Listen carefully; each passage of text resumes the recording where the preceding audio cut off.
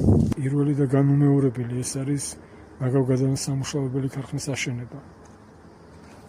ამას თქვენ თვითონაც ხვდებით. თუ ვერ ხვდებით, აგერ გეუბნებით, რომ ნაგავი რო ყრია და იმას არ იღებთ, ეს უკვე თქვენი სახი არის.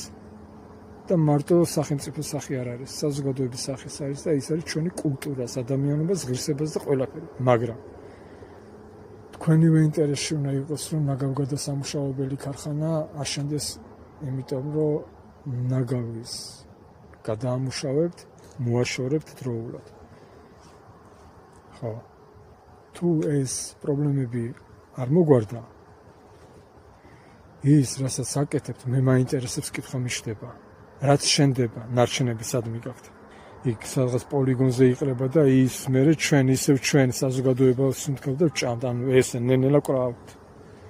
თუ გარედან არ გვესვრიან ტყვიას, შიგნიდან ერთმანეთს ვესვრით ნაგავს. სუნთქავთ, ვჭამთ. ეს მშვიდობა არ არის, ეს ქაოსი არის, ისეთი ქაოსი, რომელიც ცნობიერებას ნენელა კლავს.